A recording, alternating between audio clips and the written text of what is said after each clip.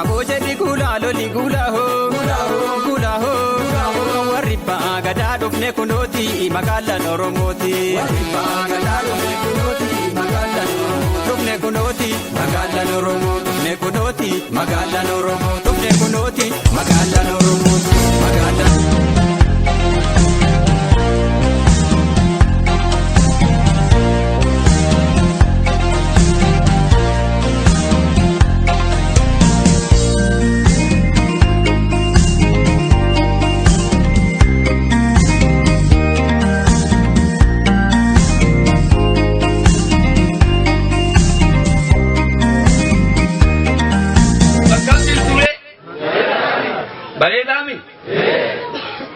Bareedami re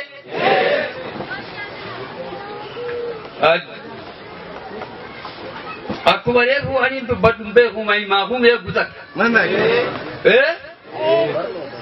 namticha tokko waraabechaa dhiyeeti muka horee jechuudha hoggaa muka horu amma duraa ba'ee eegaa harabaa batee bijiire hoggaa kana jawween gubbaatitti gaggaragalee jechuudha.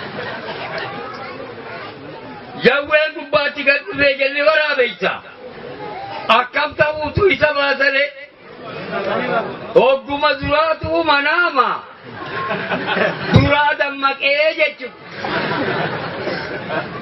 Hoggaa dammaqa waraabeysiinis hin jiru jawweenis waa jirtiire baga manaama naa gootee jedhe. Akkasuma odoo manaama ta'uu baatee kamta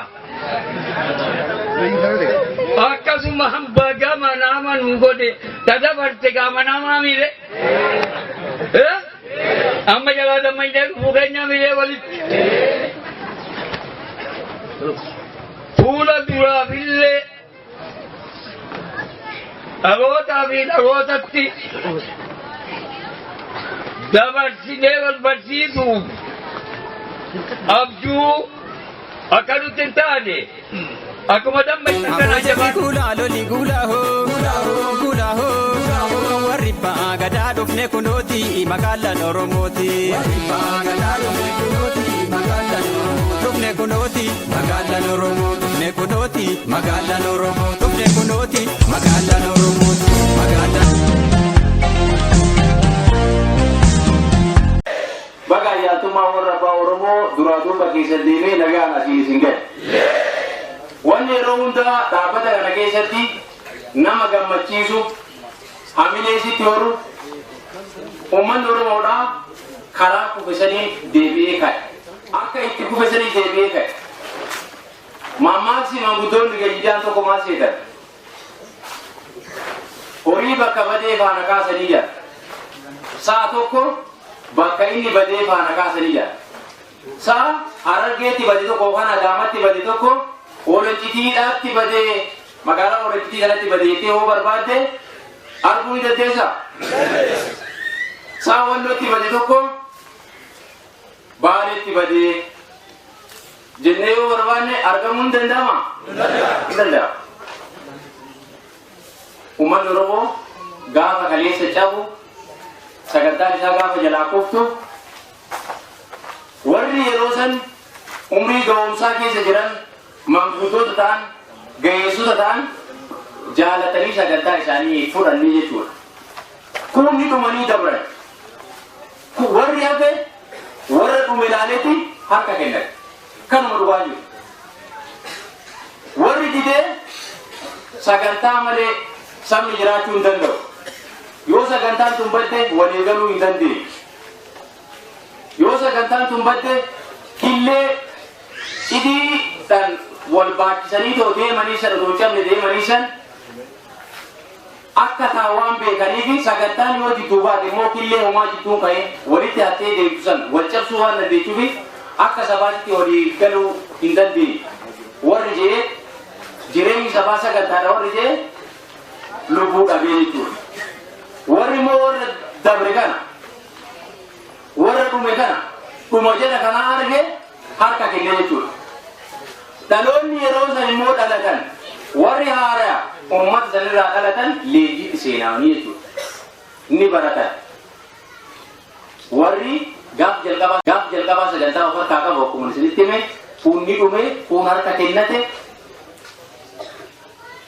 warri harka kennate sunis dhugaa uummata Oromoodhaa waan beekuuf sagantaa malee sabni akka hin jiraanne waan beekuufis hin furan. Kana sagantaa kana lafa qabsiifachuudhaaf dhaloota amma dhalatu leenjisuudha jechuudha kaayyoo jira.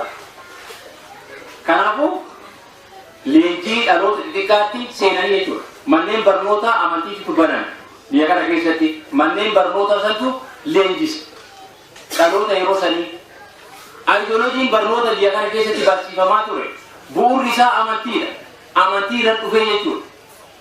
Karaa saniin faayidaa fakkeessanii dhaloota keenya nama baratee ta'u isa fayyadu fakkeessuudhaan qilee amma keessaa ol dachaan sanatti akka sabaatitti akka uummata gurraachaatti itti naqamnee jechuudha.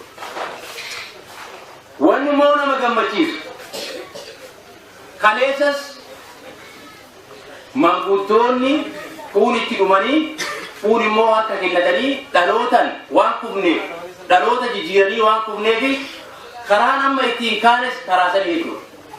Galmoota hordoftoota amantii waaqeffannaa biyya kana keessa jiran keessatti harki caalan hordofaa amantii waaqeffannaadha. Warra mataa gurraachaati warra mataati. Warra mataa gurraachaati miti. Inni kun ragaadha warra miti. Ragaadha jechuudha. Ragaadha.